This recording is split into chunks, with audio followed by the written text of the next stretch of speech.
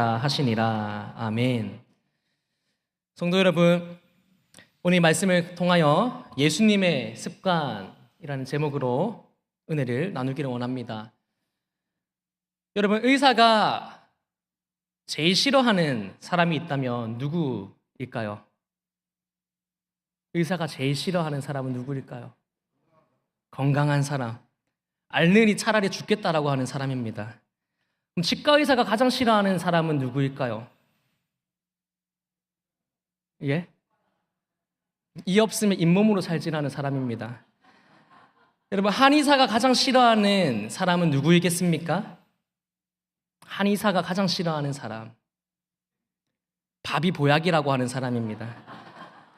여러분, 그렇다면 학원 강사가 계시는데 학원 강사가 가장 싫어하는 학생은 누구일까요? 하나를 가르치면 열을 나는 학생입니다. 그러면 마귀가 제일 싫어하는 사람은 누구이겠습니까? 기도하는 사람, 예수님의 습관, 예수님의 스타일을 따라 살아가는 사람입니다. 여러분, 습관은 사람의 행동에 드러나는 독특하고도 일정한 생활 방식입니다. 습관은 한 사람의 삶을 결정합니다. 우리가 일상적으로 하는 행동의 90%가 습관이라고 합니다. 90%가 습관이라고 합니다. 단 10%만 내 의지로 통제가 가능하고 나머지는 무의식적인 습관에 따라 살아간다고 합니다. 윌리엄 제임스는요, 사람의 생각이 바뀌면 행동이 바뀌고, 행동이 바뀌면 습관이 바뀌고, 습관이 바뀌면 인격이 바뀌고, 인격이 바뀌면 운명이 바뀐다라고 말했습니다. 우리의 생각, 행동, 습관, 인격, 운명까지 바꿀 수 있는 것이 바로 예수님의 습관입니다. 저는 오늘 예수님의 습관 중에 신앙생활에서 가장 중요한 세 가지를 함께 나누고자 합니다. 먼저는 성경 읽기입니다. 예수님은 성경을 사랑하셨습니다. 성경을 항상 가까이 하셨습니다. 예수님은 공생애를 시작하시면서 마귀에게 세 가지 시험을 받으셨습니다. 그 마귀의 세 가지 시험을 구약 신명기의 말씀으로 물리치신 우리 예수님이십니다. 첫 번째 시험이 무엇입니까? 돌들로 떡이 되게 하라입니다. 예수님은 이 시험에 있어서 신명기 8장 3절을 인용하여서 사람이 떡으로만 살 것이 아니요 하나님의 입으로부터 나오는 모든 말씀으로 살 것이니라 라며 마귀의 시험을 이겨내셨습니다. 두 번째 시험은 성전 꼭대기에서 뛰어내리라, 하나님께서 천사들을 시켜서 너를 보호해 주실 것이다 라는 마귀의 시험이었습니다. 예수님은 이 시험에 있어서도 신명기 6장 13절의 말씀을 인용하심으로 주 너의 하나님을 시험하지 말라라고 하셨습니다. 세 번째 시험은 지극히 높은 산으로 데려 올라가 천하만국과 그 영광을 보여주면서 내게 엎드려 경배하면 이 모든 것을 내게 주리라라고 마귀가 시험합니다. 예수님께서는 이 시험 앞에서 사탄아 물러가라고 외치시면서 신명기 6장 16절 말씀을 인용하십니다. 주 너의 하나님께 경배하고 다만 그를 섬기라 하였느니라. 마태복음 4장 11절은 그 결과를 말씀하십니다. 이에 마귀가 예수를 떠나고 천사들이 와서 수종 드니라. 예수님께서 마귀의 시험을 물리치신 도구가 무엇이었습니까? 바로 하나님의 말씀이었습니다. 예수님은 구약 성경을 통째로 외우셨습니다. 정말 예수님이 성경으로 대답했을 때 마귀는 더 이상 예수님과 논쟁할 수 없었고 시험할 수 없었습니다. 그래서 마귀는 떠나갑니다. 그리고 천사들이 예수님의 시종을 들었습니다. 누가복음 4장 16절은 예수님이 안식일에 회당에 가셔서 늘 하시던 습관대로 하며 성경을 읽으려고 일어섰다라고 말씀하고 있습니다. 누군가가 예수님께 선지자 이사야의 두루마리를 건넸습니다. 예수님은 그 두루마리를 펴서 다음과 같이 기록된 곳을 찾아 읽으셨다라고 기록되어 있습니다. 또 부활하신 예수님은 엠마오로 가던 두 제자를 찾아가셨습니다. 당신의 부활의 의문을 가지고 길을 가던 두 제자에게 예수님은 모세와 선지자의 글로 시작하여 모든 성경에 쓴 바 자기에 관한 것을 자세히 설명하셨다라고 기록합니다. 그때 어떻게 합니까? 자세히 설명하자 두 제자는 예수님께서 성경을 풀어주실 때에 그들의 마음이 뜨거워졌다라고 서로에게 고백했습니다. 성도 여러분, 우리는 성경을 얼마나 사랑하고 읽고 묵상하고 또 실천하며 살아가고 계십니까? 모세가 죽고 여호수아가 지도자가 되었을 때 하나님이 이 율법책을 내 입에서 떠나지 말게 하며 주야로 그것을 묵상하여 그 안에 기록된 대로 다 지켜 행하라. 그리하면 내 길이 평탄하게 될 것이다. 내가 형통할 것이다. 라고 말씀하셨습니다. 하나님은 여호수아에게 있어서 너가 가장 먼저 해야 할 일은 율법, 하나님의 말씀을 주야로 묵상하는 것이다 라고 하셨습니다.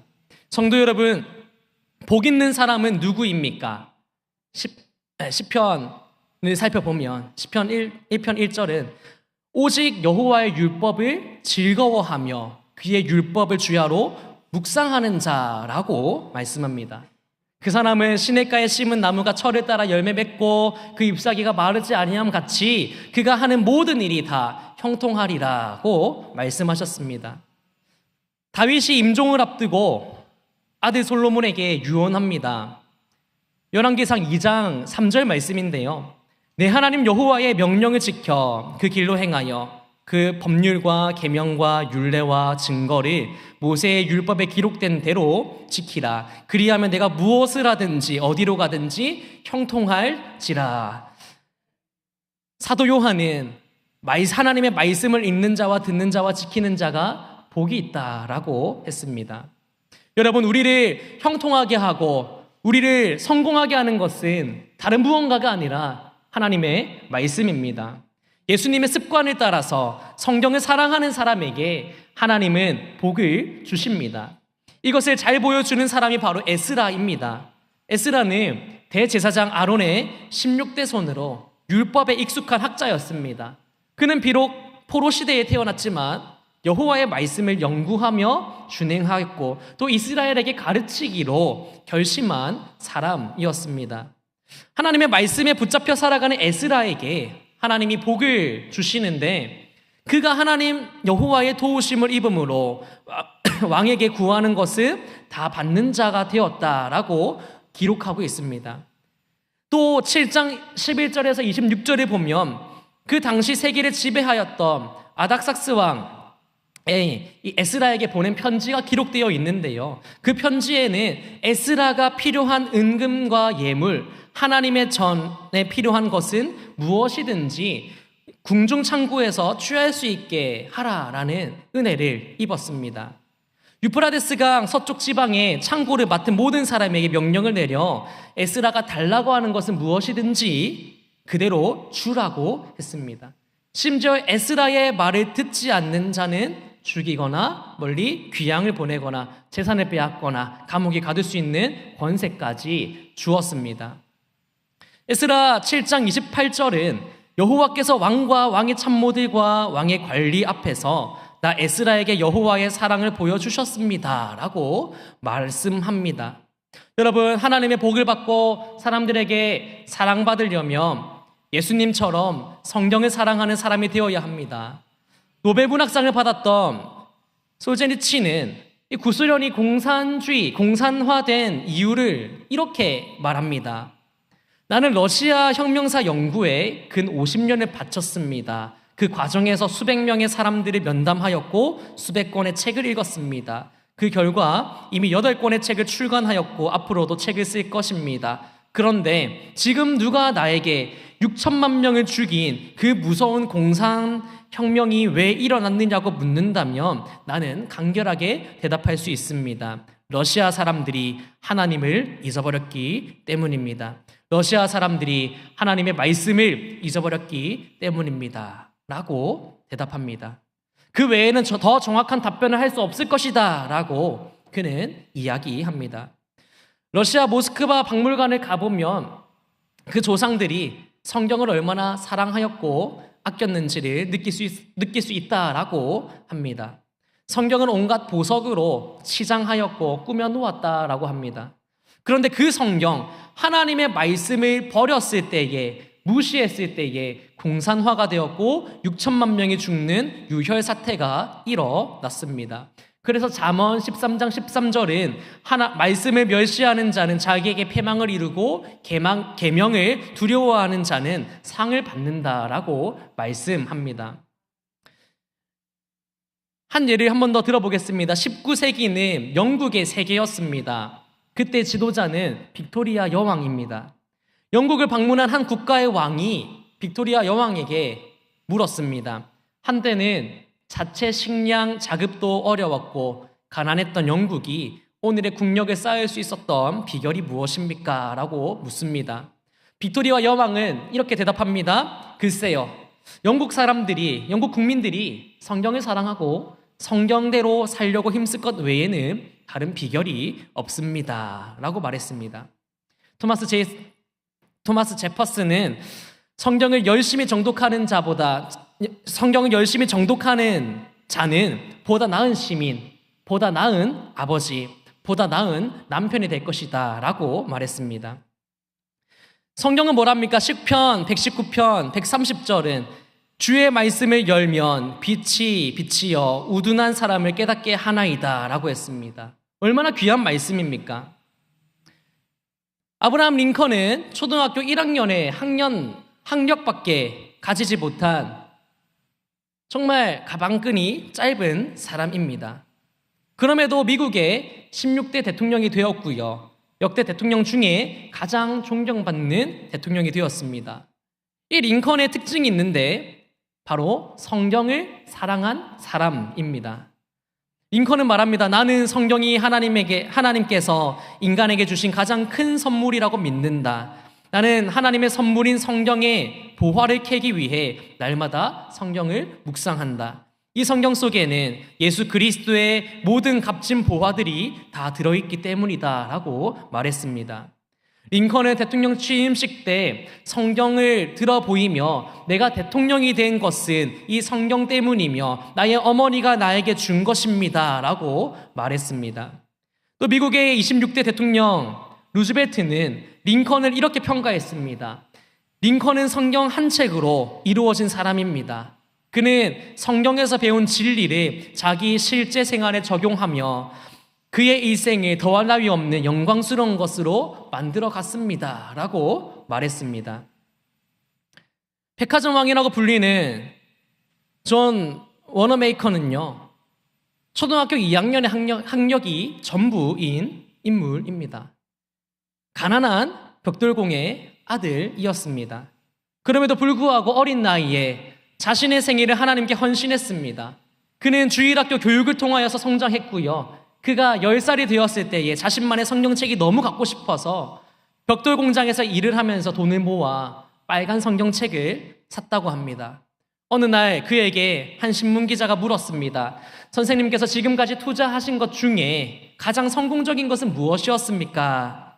그는 답합니다. 내가 10살 때 $2.75를 주고 산 이 빨간 성경책이 가장 위대한 투자였습니다. 왜냐하면 이 성경책이 오늘의 나를 만들었기 때문입니다. 주의 말씀을 열면 빛이 비추어 우둔한 사람을 깨닫게 하나이다. 이 말씀의 능력을 이들은 보여주었습니다.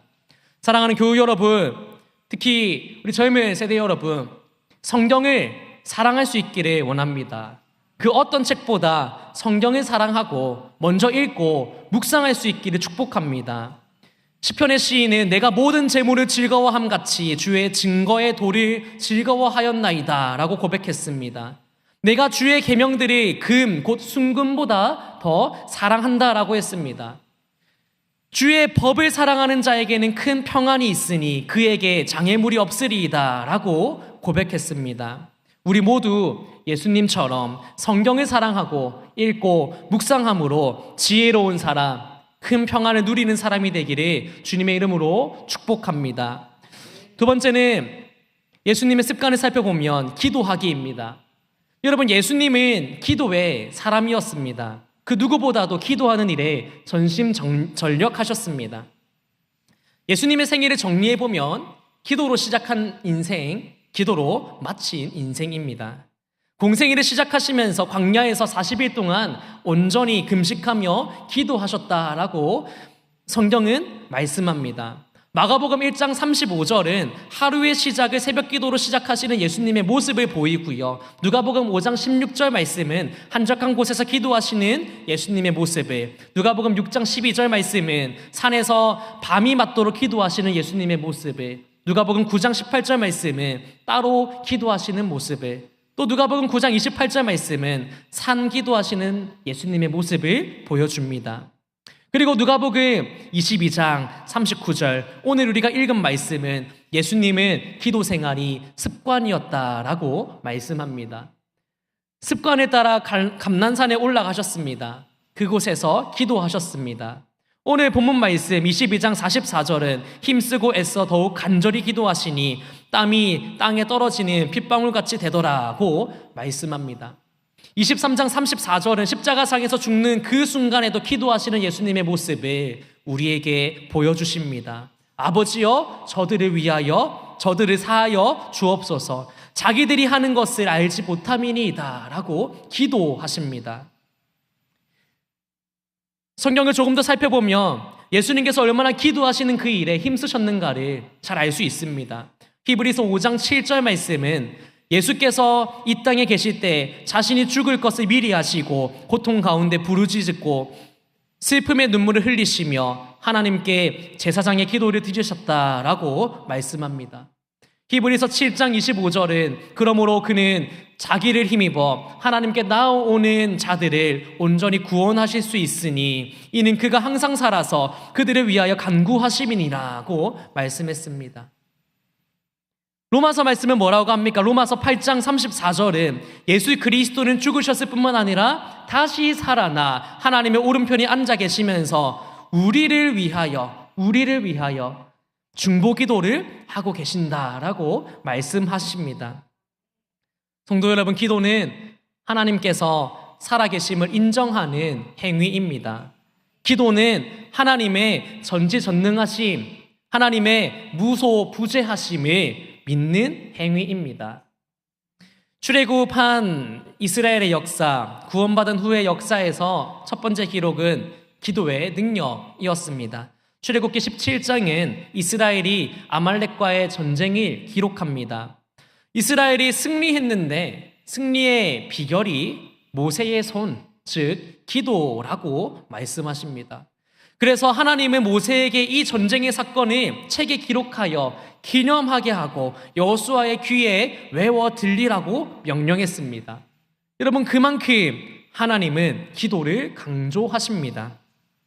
다니엘은 어떻습니까? 다니엘은 한 달 동안 왕 외에 어떤 신에게나 사람에게 무엇을 구하면 사자굴에 던져 넣는다라는 조서에 왕의 도장을 찍힌 것을 알면서도 자기 집에 돌아가서는 윗방에 올라가 예루살렘을 향하여 문을 열고 전에 하던 대로 하루에 3번씩 무릎 꿇고 기도하였습니다. 그리고 그의 하나님께 감사했다라고 말씀합니다. 다니엘이 기도하는 그 시간에 하나님께서는 사자의 입을 봉하셨고요, 사나운 사자들을 얌전한 양처럼 만들어 놓으셨습니다. 바울과 실라가 전도하면서 귀신 들린 점쟁이 여종 한 사람을 예수님의 이름으로 기도하여 고쳐 주었습니다. 그러자 더 이상 신기가 나타나지 않으니까 점괘를 맞출 수 없게 되었습니다. 그 여종의 주인은 더 이상 점괘를 맞출 수 없는 상황에서 수입이 줄어들자 바울의 일행들을 고발했습니다. 바울의 일행은 붙잡혀 옷이 찢기고 매를 많이 맞았습니다. 피투성이가 된 몸으로 깊은 감옥에 갇혔습니다. 발은 도망가지 못하도록 큰 쇠사슬로 묶어 놓았습니다. 바울과 실라는 밤이 깊어지자 그럼에도 불구하고 하나님께 기도하고 찬송을 부릅니다. 그러자 어떤 일이 생깁니까? 갑자기 큰 지진이 나서 감옥터가 움직이고 문이 다 열리고 모든 사람의 쇠사슬이 다 풀어지는 기적이 일어났습니다. 여러분, 기도하는 시간은 소켓에 끼워진 전구와 같습니다. 기도하지 않는 사람은 소켓에서 분리된 전구와 같습니다. 아무리 전류를 흘려보내도 소켓에서부터 분리되어 있다면 결단코 불이 들어오지 않습니다. 기도는 하나님의 능력에 연결되는 사건입니다. 그러므로 시편의 시인은 무릇 경건한 자는 주를 만날 기회를 타서 주께 기도하라고 했습니다. 여러분, 우리 교회도 새벽 기도와 저녁 기도회와 수요 예배, 수요 기도회, 금요 기도회, 많은 기도의 자리들이 있습니다. 이 모든 기도의 자리 가운데에 우리 성도분들이 더욱더 열심을 내셔서 참여해 주시면 좋겠습니다. 새벽 기도의 시간 가운데에 매일 한 장의 말씀을 읽고 그 은혜를 나누고요. 매일 저녁 기도의 시간 가운데에 정해진 분량의 성경을 읽고 또 은혜를 나누고 있습니다. 수요 기도회와 금요 기도회에도 더욱더 이 많은 자리 가운데에 많은 성도분들이 참석하셔서 주의 은혜를 누리고 주의 말씀에 큰 위로를 얻는 시간 되시기를 간절히 축복합니다.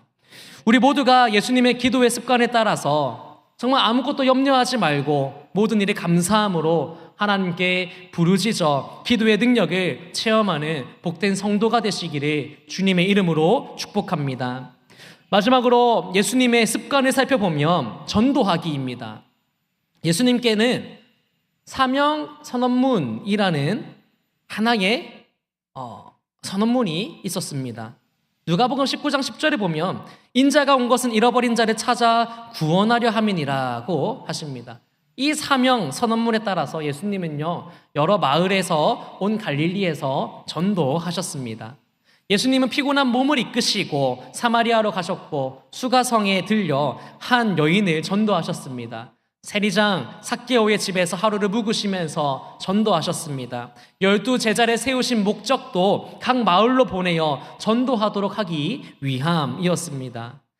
또 예수님은 승천하실 때에도 너희는 온 천하에 다니며 만민에게 복음을 전파하라고 말씀하셨습니다. 초대교회는 많은 기적이 일어나고 기도가 응답되자 날마다 구원받은 사람이 늘어났습니다. 그 이유는 예수님의 전도 습관에 따라 전도하는 교회, 전도하는 성도가 되었기 때문입니다. 사도행전 5장 42절은 이렇게 말씀하십니다. 저희가 날마다 성전에 있든지 집에 있든지 예수는 그리스도라 가르치기와 전도하기를 쉬지 아니하리라고 하셨습니다. 또 예수님의 습관을 본받았을 때에 교회의 수적인 부흥이 폭발적으로 일어났습니다. 성도 여러분, 우리 교회가 존재하는 목적은 전도하기 위함입니다. 십자가에 달려 죽으시고 죽은 자 가운데서 다시 살아나신 예수님을 이 지역 가운데에, 온 세상 가운데에 전하기 위해 우리 교회는 존재합니다. 우리가 살아가는 이유도 예수님을 전하기 위함입니다. 세상이 감당하지 못하는 교회는요, 전도하는 교회입니다. 전도하는 사람입니다. 해마다 우리 교회는 가을에 영적 대각성 집회를 지킵니다. 이 영적 대각성 집회 기간 동안에 우리는 한 영혼 전도하기를 목표로 삼아 우리는 기도하고 준비하고 전도합니다. 제가 오고 세 번째 영적 대각성 집회입니다. 여러분, 하나님께서 우리의 관계망 속에 평균적으로 8명에서 15명의 사람들을 배치해 두셨다고 통계적으로 이야기합니다. 이 8명에서 15명의 사람들을 헬라어로 오이코스라고 합니다. 즉, 확대 가족입니다.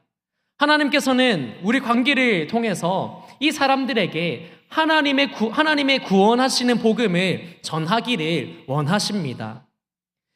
또 통계적으로 교회에 나온 90%의 사람들은요, 목사님의 설교나 교회 프로그램과는 아무런 관계가 상관이 없었다고 합니다. 90%의 사람들은 누군가의 관계로 교회에 나오게 되었다라고 합니다. 가족과 친구와 친척에 의해 교회에 나온 사람이 75%에서 90%입니다. 하나님은 우리가 이들에게 집중하여 전도하기를 원하십니다.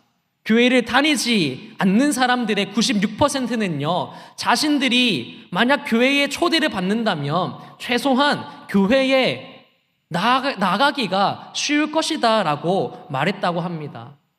올해 영적 대각성 집회에 나의 관계망 8명에서 15명에게 예수 그리스도의 사랑을 전해보시면 어떻겠습니까? 그들 중에 96%는 우리의 초청을 기다리고 있을지도 모릅니다. 여러분, 습관은 정말 중요합니다. 빌리 선데이는요, 메이저리그 야구 선수였다가 예수님을 만나 전도자가 되었습니다. 그가 교회에 나갔을 때 지도자 한 분이 자네 신앙생활에 정말 성공하고 싶은가? 라고 질문하면서 3가지를 계획하라고 했다고 합니다. 첫째는 날마다 15분 동안 기도하기, 둘째는 15분 동안 성경 읽기, 셋째는 15분 동안 내가 만난 예수님을 다른 사람에게 전하기였습니다. 빌리 선데이는 그 지도자의 권면을 받아 평생 동안 매일 기도하기, 매일 성경 읽기, 매일 전도하기를 실천했습니다.